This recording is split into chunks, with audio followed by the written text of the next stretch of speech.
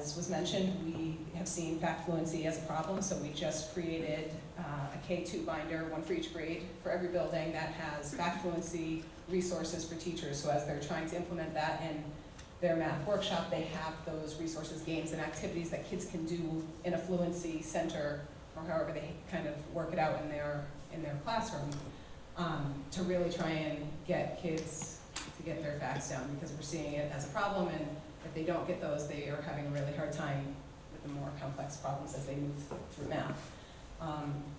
We have also met with middle school math teachers to kind of get that vertical alignment and make sure we're all on the same page, sending kids forward from 5th grade on to middle school. We meet to discuss assessments and kind of the SRBI process and how it plays out in each school and how we can change that and tweak that. We've created SRBI checklists to help each grade level specifically look at their standards and help kind of see where gaps are and when children need to be referred to the SRBI process, and so we can kind of move forward with that. We also basically are just working towards getting that continuity between the 5 elementary schools, because we see some differences and we want to get everyone on the same page so that we can best kind of support and help the students of Vernon. So our last slide presents our goals, and that's to have consistency in math among the 5 schools, and then also to have a consistent SRBI process for identifying students in need of intervention. Consistency is something we're always working toward in curriculum areas, but in math intervention, this is definitely a goal. And this will not only allow for best practices to be used and shared at each school, but will also better prepare each student for the upcoming grade level, like Tammy said.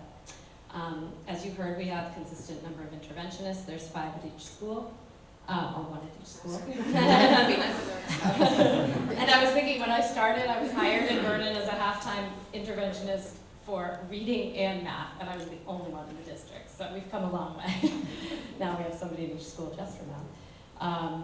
And we all provide the instruction for K-5, and we all provide small group, push in, and pull out. So that's very consistent across the 5 schools. Tammy mentioned one of the areas that we want more consistency is in identifying the students through our SRBI process. We have developed screening tools we developed last year as a team, and we're looking toward how do we use them, exactly when do we use them, with which grades, do we use them in the present grade, do we use them in the upcoming grade? So we're kind of playing around with them now as interventionists and getting a feel for them and refining these screening tools. Also, we have our Do the Math program, and we're kind of looking for a more consistent way to identify, especially those kids in Tier 2, because we don't have a fine-tuned system for that. And many of us went to a state SRBI symposium in the fall. We thought we'd get some really good clear-cut answers from the state, but we did not. And I actually followed that up with some questions after, and I never heard back from CREC. So we're on the same page with the state, I think, trying to figure out exactly where we're going with that process. So it's ongoing. And I guess I would just say thank you from all of us. The last slide. Thank you. Can I ask, I know that Amy and Linda identified themselves, but the rest of you didn't, and what school you're in. Sure, I'm Dina Murray. I'm math intervention at Skinner Road, and there it's my other half. Yes, I'm Tammy Mangold, part-time at Skinner as well, so I split with Dina. Oh, okay. Diane Smith, Maple Street, formerly math interventionist at BCMS. And I'm Melissa McKee. I'm the math interventionist at Lake Street School. Lake Street. Great. Thank you so much. Does anybody have any questions before? Yeah, so I'd like to know how long you've been in business, where you've had somewhat of a standardized program, and how would you define your biggest success? This is currently my 3rd year. My first 2 years I was split between Northeast and Maple Street, so this is my first year being full-time in one building. I would say so far the biggest success is being able to collaborate with classroom teachers and making sure that they really understand the standards and understand how to best meet students that are struggling in math. think one of our other successes, I have to say, is through the math. It's a foundational program, and so you really get those pieces that the kids have been missing, like for whatever reason they moved, or they, lots of reasons they miss things. And it's just so good at picking up, with the pre-assessment where they are. Maybe they're better off than we thought, so we try them in the next module. But it's a really good way to identify and close that gap, And I would say too that in terms of how long we've been in business, that's kind of been, it has varied between the schools and part-time and full-time and how many people we've had everywhere. And I think we just now are finally full-time at all 5 buildings. And I think the good part about that, besides the obvious, being able to see more kids and be in more classrooms, is when you get to those tier 3 students, they're supposed to be seen 4 times a week. And when we were split or had people, going between buildings, it was hard to get that. So I think now that we can do that, do the math program 4 times a week and consistently get those kids who are, really struggling is a huge success. So I was 5 years at the middle school, and this is my first year in the elementary. I think my biggest has been last week when my 3rd graders who I had for my pull-out program all came down and they all increased their NWA results by double digits. So every single one of them. So that, they were excited just to see their faces when they walked in the door to show me their numbers was all that I needed to say, okay, that program is working, we're filling in the gaps, and they're achieving. Oh, I guess I have to speak too. As Amy mentioned in our first slide, as of December 2015 is when we now have a full-time interventionist. I started off as part-time between Center Road and Lake Street School, and that just changed right before the holiday break when Linda came on as full-time at Center Road and I went full-time at Lake Street. So I think I can speak probably for Linda and I that this is very new in terms of being able to be in one building 5 days a week and to have that consistency of working with those groups of students on a daily basis and being able to see that growth a little bit more, having that consistency in one building. So like Melissa said, I started right before Christmas break. Before that I was a 2nd grade teacher and then previously a 4th grade teacher. So my background is a little bit different than the years they have. But I think so far in the month that I've seen, I had a 1st grader who the teacher said was anxious about math every day and would try to avoid it by going to the nurse. And now she's excited she has math twice a week. Or twice a day. Twice a day. Twice a day. That's great. That's great. Did you have a question, Tom? I want to commend all of you for doing such a good job. And I know this is probably going to be a difficult question, but approximately how many from each building do you service? I know, I know it's going to be difficult. I just want an idea. Well, it depends on the pull-out program or push-in. Right. Usually when I push into the classroom, I'm working with approximately 9 students per classroom. Okay. So, and I work grades 2 to 5. Okay. And then when I pull students out, it's usually a group of 6 or 7 at a time. So. Thank you.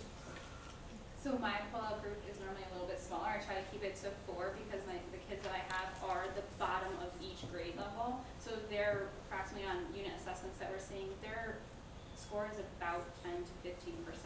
So I try to keep the groups a little bit smaller just for that closer one-on-one work with them. So I have 3 pull-out groups, so I'm about 12 students per day.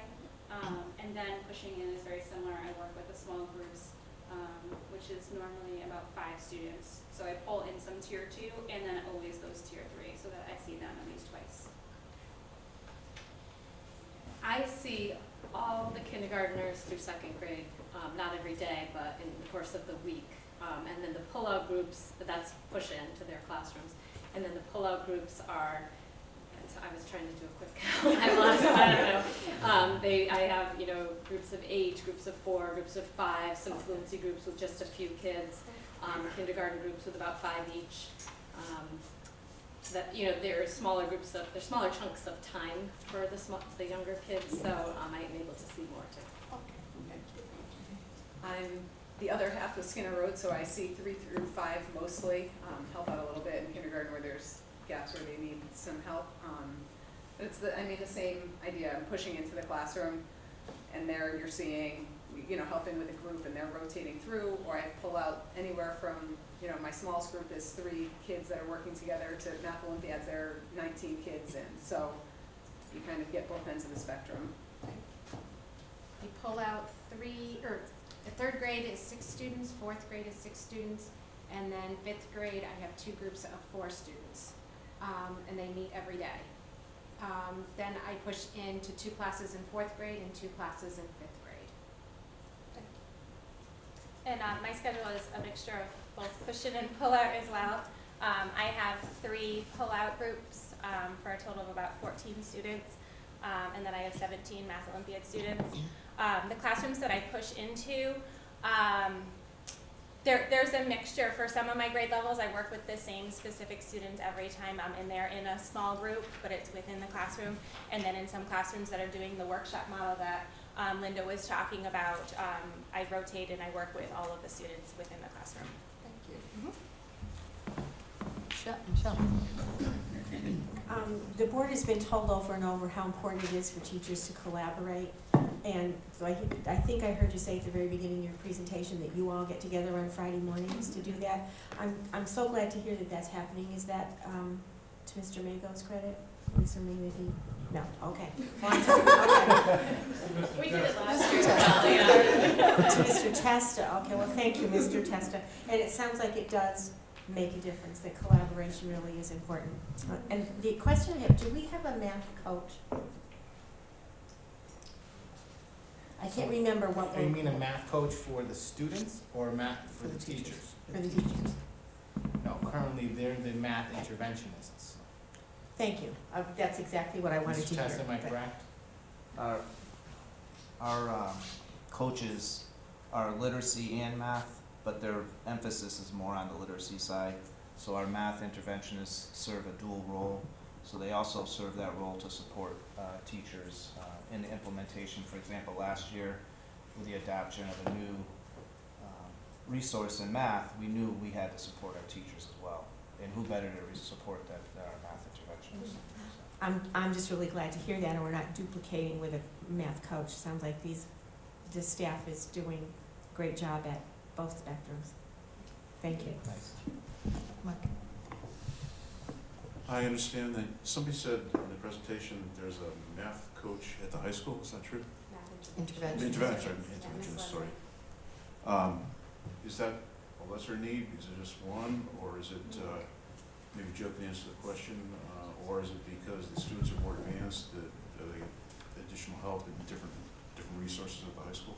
What usually happens is the teachers at the high school are subject area certified, so they're math 7-12, so you have more expertise at the high school than you do at the middle school.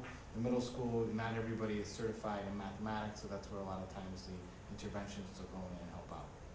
Okay, so there's just internally, it's more organic, they can take care of it more so than the elementary schools, in other words. Pretty much. All right, thank you. Anybody else? I just have one question. Do you find the teachers using you as resources pretty often? Good. That's great. That's good to hear. Okay. Well, thank you so much for coming out Thank you. tonight and sharing all this with us. Nice It's job. great to hear you. Thank you for all your hard work.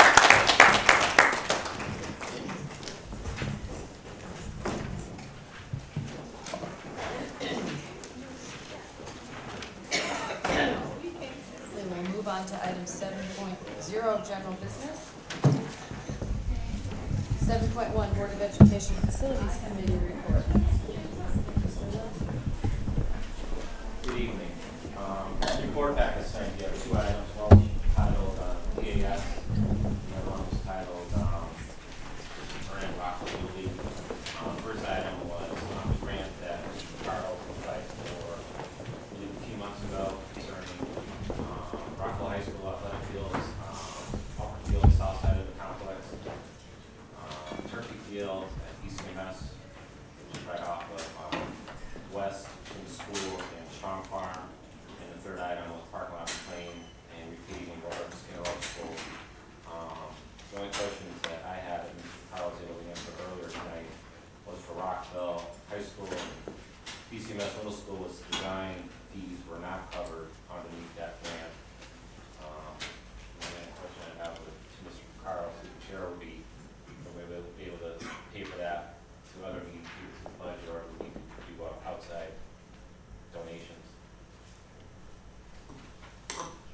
Chair. If I may, and I would like to reserve the conversation for more detail in the Finance Committee regarding the grant. But to answer Mr. Linton's question directly, I think we'll look at Mr. McCary, but anytime we can get $500,000 and it costs us $20,000, we'll find a way to fund it. That being said, I would like to just very briefly mention there was a reduction to the total amount of funding to this grant. Originally, we were notified in the guidance document from the State Department of Education that it was $1,250,000 that we were entitled to based upon the group that they placed us into. So we made application, as Mr. Lynn has stated, for round one in the amount of $531,494. We were awarded $511,494, so $20,000 less. Let me speak on that first. The $20,000 that we were reduced from this award was directly related to the design fees and the application. So interesting, first time I've seen it from both the state side and from the local side. We have to have design work done in order to move forward with the project and apply for the funding, but they're not including it as part of this grant application. But again, a small price to pay, I think, in the grand scheme of things. The reduction of $25,000 total from the entitlement of this grant leaves us with a balance of $713,506. Our second round, we applied for $718,506, of which $7,900 was consulting fees. So we haven't received the award yet, but I think we would likely see a reduction of $7,900 if they follow suit with the design fee rule. And so we would ultimately have a balance of $2,900. But again, we haven't received that second notification yet. More information will follow at the next Finance Committee meeting. So the total reduction in the grant was $25,000 from the $1.25 million. That's correct.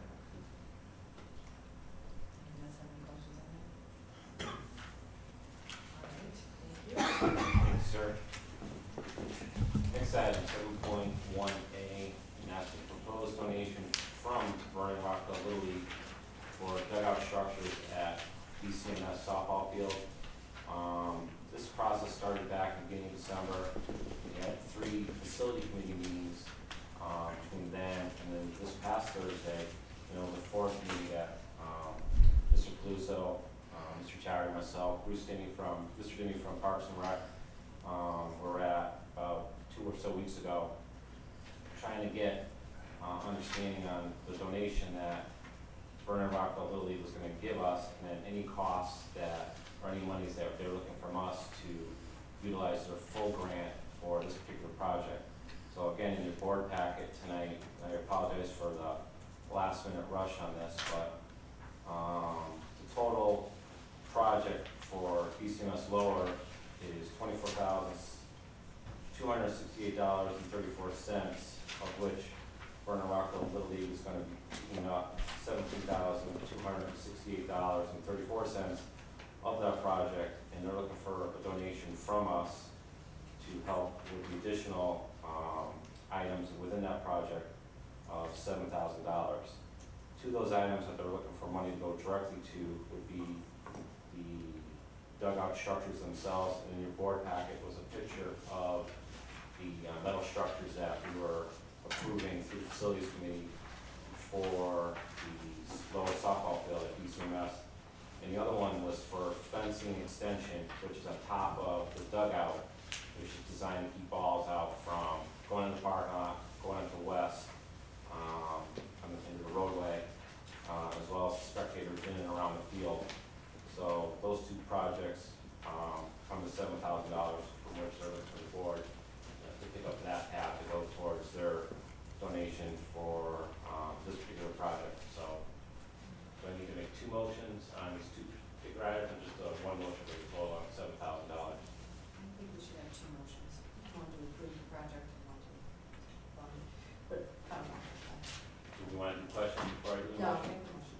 All right, the first motion I'd like to make would be for the board to accept the project donation from Vernon Rockville Little League for the project at the dugouts at BCMS lower softball fields, and I'd appreciate a second. Second. Any questions? I I just have a question, is there going to be a concrete slab under Yes. the dugout? Correct. That'll be poured within the confines of the dugout that is there now. And is that part of the donation from Vernon Will we pay for that, or are we paying for that? That was actually donated by a third party, Oh, so that is that project donated by, actually that came out through Parks and Rec through Mr. Denny. So we got to do thank yous to him also, helping us out and ultimately the children of Vernon, so. all right. Does anybody else have any questions? Michelle? I know you're breaking this into, may I speak to Mr. Lennon through you, please? Mm-hmm. I know you're breaking this into, two motions at the chair's request, seems to me they go together, so I certainly want to I've support. already said it outside, that was my. Well, I certainly want to support the motion, but because the $7,000 goes hand in hand with the donation, I'm just wondering where that's coming from. Discussion I had with Mr. McCary last week is that through funding that we have in the budget, it shouldn't be an issue Okay, for us to cover that, so we can Okay. receive this donation. well, I Correct. would want to say yes to the donation and then, thank you. Okay. So through the chair, because of personnel funding, like we hire teachers at a lesser salary schedule and early work, we have money, $7,000 in our line item under personnel and wages to cover the costs. Okay, thank you. Okay, any other questions? All right, I'm sorry, who seconded that motion? I did not. Thank you. Okay, so the motion on the floor is to accept the donation from Vernon Rockville Little League to install for their $17,268, 34-cent donation for the dugouts at the DCMS Lower Field. Is that correct? Correct. All those in favor? It's unanimous. Thank you. The second item that goes in with the first item would be the Board of Education contribution of $7,000. And I'd like to have a second on that also. Second. Any questions on that? All those in favor? It's unanimous. Thank you so much. And one thing I'd like to add is thank you very much for Vernon Rockville Little League for the many meetings we went through, many phone calls, many emails. And I appreciate your bringing this to us, and thank you very much for your donation. Thank you. Thank you. Thank you. Be a great addition to our fields for sure. Sure. I was very impressed with the time and efforts that you all put into this, and thank you so much. Thank you. Thank you. That's, now, next question is when will these be installed? Quick, The goal is by spring opening day. Yes. Right, this year? And April 23rd. so I think Mr. Chatter is speed dialing the vendor right now. We need to go back to our board now and address this also, your vote. Great. Each one of these structures is customized to the field or dugouts that they're going to, so everything's not, off the shelf, so that's why we've been meeting, trying to get this together. And we had 4 facility meetings, and this is just one item, never mind anything else that's been brewing in the town, so That's thank you very much. Great. Thank you. Thank you so much, very much. Okay, we'll move on to item 7.2, reports from the Board of Education liaisons regarding attendance of organizations and committees. Does anybody have anything to report? All right.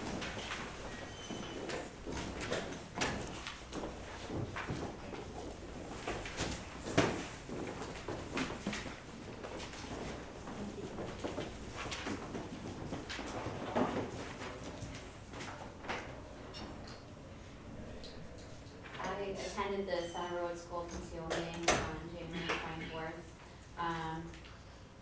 The majority of the meeting was just discussion on various fundraisers they have going on, but we did review Mr. McCary's budget presentation from Mrs. Podlish, so we did talk about that. They also, there was an interesting comment. I haven't been going to the school's student governance council meetings this year. I actually was a parent member through last year. But one of the new parents this year is actually a magnet school teacher who chose to send his kindergartner to Center Road School. His wife is actually from what I heard at the meeting, his wife is a public school teacher in Manchester. And so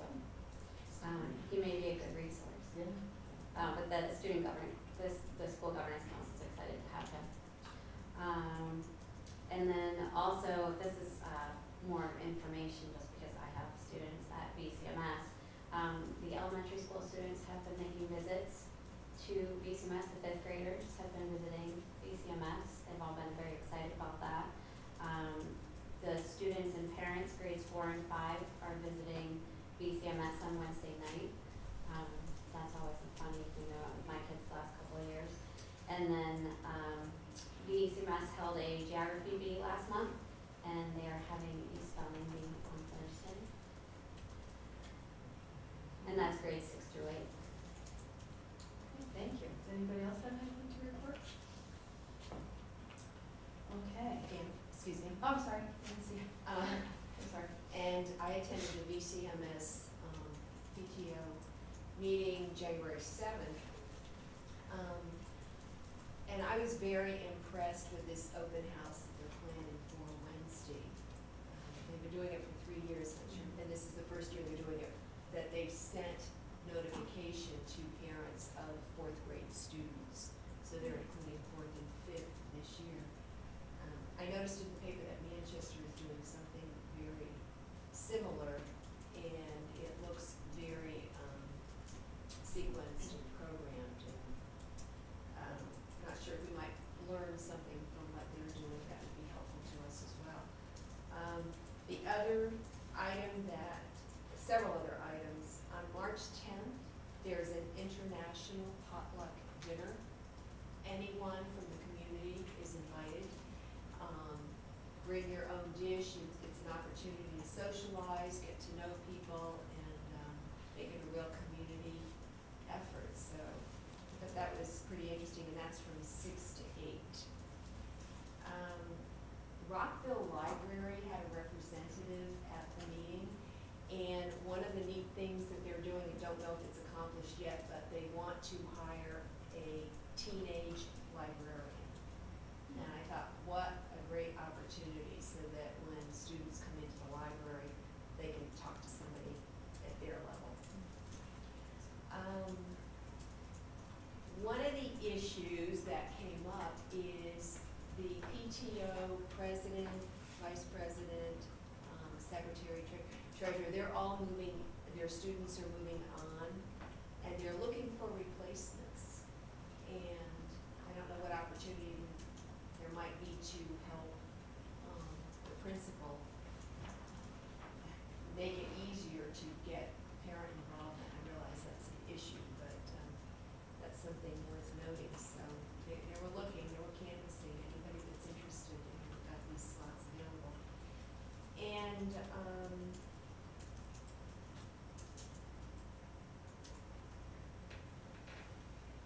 that takes care of the middle school. I'd also like to mention that last week I went to CREC as the liaison from Vernon to CREC to their monthly meeting. There's a new director, Greg Florio. Don't know if any of you have seen this, but there's information regarding Greg Florio. And there are different opportunities for education and training that I did want to mention. A couple of them include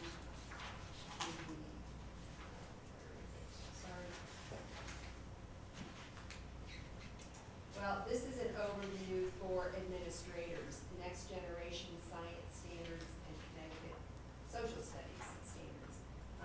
Some of these, there's a list here of all the different workshops. Have you've seen this? And I don't need to teach.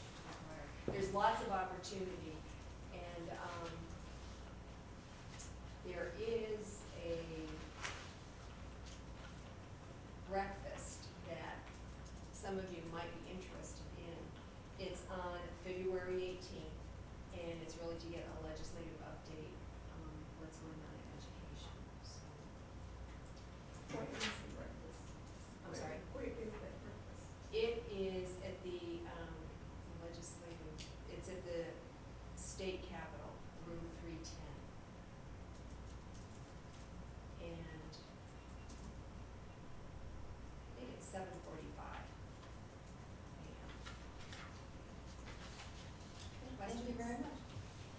Anybody else have anything to